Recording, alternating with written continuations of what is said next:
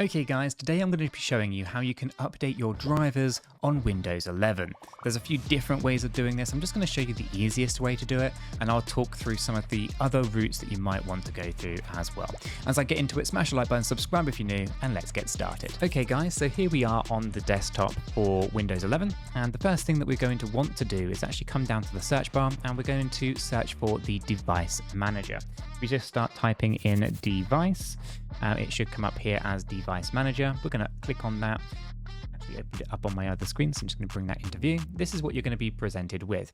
Now, depending on your device, there's lots of different things that you might actually see going on when it comes to the device manager.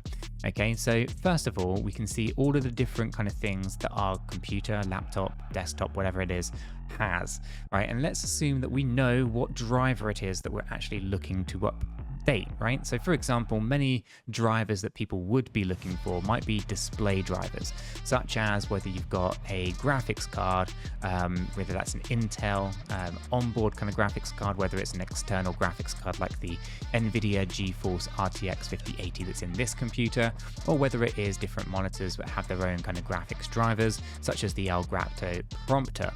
Now, what we want to do is when we identify what it is that we want to check and to update on, then we want to go ahead and right click onto it, and we have update driver or properties. Both of these options kind of open up different panels, but we're going to click on properties to open up this new dialog box for the Elgato prompter. From here, we have a driver tab. From the driver tab, we have the driver details and the update driver button. If we click on update driver, this is going to give us two options. We can browse the computer for drivers. So if we already have something that we've downloaded that we want to install, well, we can do the browse my computer for the drivers. Alternatively, we have the ability to search automatically for drivers. Windows will do a search. You'll go to search your computer for the best available driver and install it on your device. So if we click that, it's going to then basically go through, and it's going to say that the best driver for your device are already installed. Okay, so we can close that off and we can close it down. We know that that driver is now good. Okay, now the other alternatives are, for example, the Nvidia GeForce RTX 5080 graphics card.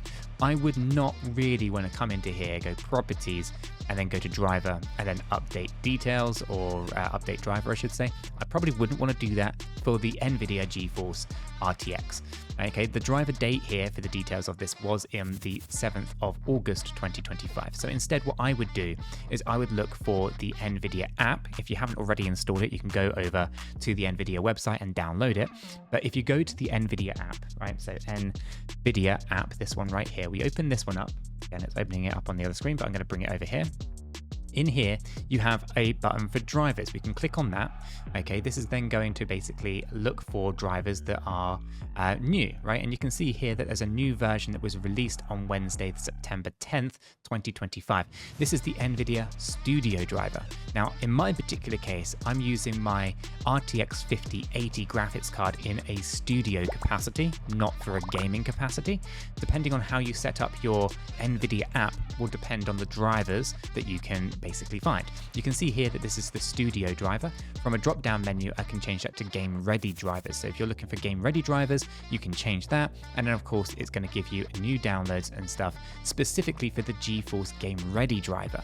Okay, it's slightly different perspective. Now, for my use case and what I use my computer for, content creation, then ultimately I'm looking for the Nvidia Studio driver. I would then go ahead and click on download. Basically, that's going to download and install the new driver for the Nvidia application. So again, if you know what you're looking for, you can do this, go through this route. It's how I would approach it when it comes to things like Nvidia RTX graphics cards. But otherwise, the device manager is exactly what you'll be needing. It's what you would look for, and that was what you'd basically be doing to update drivers on, I don't know, let's say, Intel onboard drivers and things like that, for example, or whether it is to do with Wi-Fi drivers and things like that. But ultimately, if you're looking for very specific things, it's usually best to go to the manufacturer, download the driver and install it. In this particular case, you can see the Nvidia app does a really good job at basically allowing you to download the latest drivers.